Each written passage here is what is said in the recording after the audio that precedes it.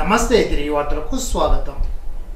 అత్తిలి మండలం కజ్జిమరు గ్రామ సర్పంచ్ పెనుమెచ్చ వెంకట కృష్ణంరాజును తణుకు శాసనసభ్యులు ఆర్మీ రాధాకృష్ణ పరామర్శించారు. ఇటీవల కృష్ణంరాజు తండ్రి వెంకట సుబ్బారాజు మృతి చెందడంతో ఎమ్మెల్యే రాధాకృష్ణ పరామర్శించారు. ఎమ్మెల్యే వెంట పాలూరు సొసైటీ అధ్యక్షుడు అల్లూరి ధనరాజు, తెలుగుదేశం పార్టీ నాయకులు ఆన రాజనారాయణరావు, కొరిపల్లి హరి, షేక్ ఏడుకొండలు తదితరులు పాల్గొన్నారు.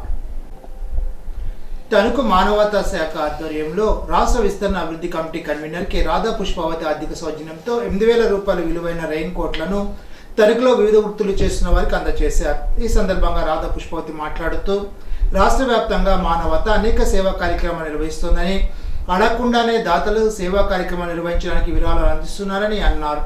కిరణ్ ఫౌండేషన్ అధినేత మాట్లాడుతూ మానవతా సంస్థ చేస్తున్న సేవా కార్యక్రమాలు అభినందనీయమని అన్నారు. తణుకు సంస్థ అధ్యక్షుడు కడిపిచ్చల రాజరాజేశ్వరరావు అధ్యక్షత జరిగిన ఈ కార్యక్రమంలో చైర్మన్ కటారి శారదాదేవి, విశిష్ట దాత జిల్లా development committee director Chitturu Sujatha, కార్యదర్శి కటారి కాశీ విశ్వనాథరాజు, పూర్వోపాధ్యక్షులు అలపాటి సుబ్బారావు, సత్యరాజు, శ్రీకాకుళపు గోపాలకృష్ణ, శ్రీకాకుళం దీప్తి పాల్గొన్నారు. శ్రీకృష్ణ కమిటీ ఆధ్వర్యంలో ఎన్జిఓ కాలనీ 7వ వార్డులో శ్రీకృష్ణ జన్మాష్టమి వేడుకలను శనివారం రాత్రి ఘనంగా నిర్వహించారు.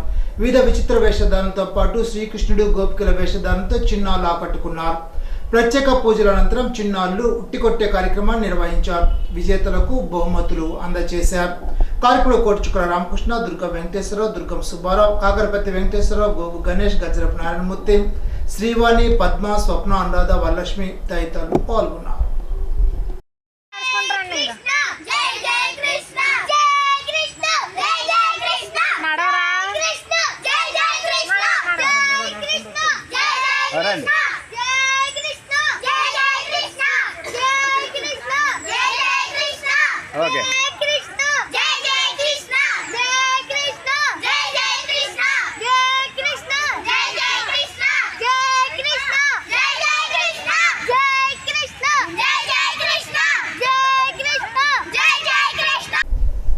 ఇప్పుడు తూర్పుగోదావరి జిల్లా వార్తలు.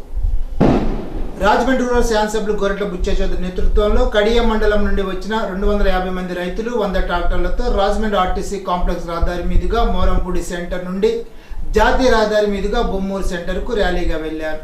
ఈ సందర్భంగా ఆంధ్రప్రదేశ్ రాష్ట్ర మానవ వనరుల అభివృద్ధి, ఐటీ, ఎలక్ట్రానిక్స్, కమ్యూనికేషన్, ఆర్టీజీ శాఖల మంత్రి నారా లోకేష్ ఆదివారం మధ్యాహ్నం పాలకొల్లు నుంచి రోడ్డు మార్గంలో మధురపూడి విమానాశ్రయానికి వెళ్తున్న సందర్భంలో జాతీయ రహదారిపై రైతులు, శాసనసభ్యులు గొర్రెట్ల బుచ్చయ్య చౌదరి కార్యకర్తలకు అభివాదం చేసి విమానాశ్రయానికి వెళ్లారు.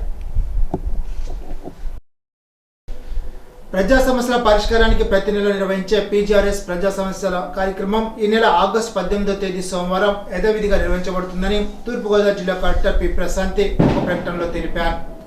జిల్లా స్థాయిలో జరుగుతున్న పీజీఆర్ఎస్లో ప్రజలు తమ అర్జీలను డివిజన్, మండల కేంద్రాల కార్యాలయాల్లోనే అర్జీని సమర్పించవచ్చునని తెలిపారు. జిల్లా కేంద్రానికి ప్రత్యేకంగా రావాల్సిన అవసరం లేకుండా స్థానికంగా అధికారులు సేవలు అందిస్తారని, అందువల్ల ప్రజలకు సమయం మరియు ఖర్చులు ఆదా అవుతాయని ఆమె తెలిపారు. అర్జీల స్వీకరణ ఉదయం 10 గంటల నుండి మధ్యాహ్నం 1 గంట వరకు జరుగుతుందని, ప్రజలు మీకోసం 1100 కాల్ సెంటర్ ద్వారా కొత్త ఫిర్యాదు నమోదు చేయడంతో పాటు ఇప్పటికే నమోదు చేసిన ఫిర్యాదుల పరిష్కార స్థితిని కూడా తెలుసుకోవచ్చని తెలిపారు. వాట్సాప్ గవర్నెన్స్ నెంబర్ 9552300009 ద్వారా పౌర సేవలు పొందవచ్చునని, ఈ నెంబర్ను తమ సెల్ ఫోన్లో సేవ చేసుకోవాలని తెలిపారు.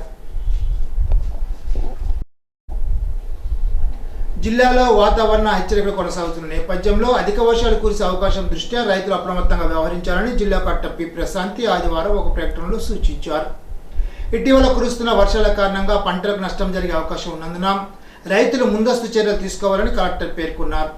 పంటల రక్షణ కోసం రైతులు శాస్త్రీయ పద్ధతులను అనుసరించడం అత్యవసరమని ఆమె సూచించారు. జిల్లా వ్యవసాయ అధికారి ఎస్ మాధవరావు రైతులకు విజ్ఞప్తి చేస్తూ రసాయనిక ఎరువుల వినియోగంలో జాగ్రత్తలు తప్పనిసరిగా పాటించాలని సూచించారు. యూరియాను వర్షాకాలంలో పొలాల్లో చల్లడం వల్ల అది నీటిలో కరిగిపోయి లేదా ఆవిరైపోయి వృధా అవుతుందని వివరించారు. సాధారణ యూరియాలో కేవలం 30% మాత్రమే పంటలకు ఉపయోగపడుతుందని, మిగతా 70% వృధా అవుతుందని రైతులు గమనించాలని అన్నారు. వర్షం తగ్గిన తర్వాత ఘన రూపంలోని యూరియా బదులుగా నానో యూరియాను వినియోగించడం ద్వారా ఫలితాలు మెరుగ్గా ఉంటాయని తెలిపారు. వర్షం తగ్గేంత వరకు రసాయనిక ఎరువుల వినియోగాన్ని పూర్తిగా నివారించాలని, కలెక్టర్ సూచనల మేరకు రైతులు వ్యవహరిస్తే పంటను సురక్షితంగా కాపాడుకోవచ్చునని మాధవరావు తెలిపారు. ఇప్పుడు కోనసీమ జిల్లా వార్తలు. కోనసీమ తిరుమలగా ప్రసిద్ధి చెందిన వాడపల్లి వెంకటేశ్వర వారి దేవస్థానానికి వచ్చే ఆర్టీసీ బస్సులకు స్త్రీశక్తి పథకం ద్వారా మహిళలకు ఉచిత ప్రయాణ సౌకర్యం కల్పిస్తూ ఆదివారం ప్రభుత్వం ఆదేశాలు జారీ చేసింది. శనివారం ఈ బస్సులో ప్రయాణికులకు టికెట్లు వసూలు చేయడంపై తీవ్ర వ్యతిరేకత వ్యక్తమైంది.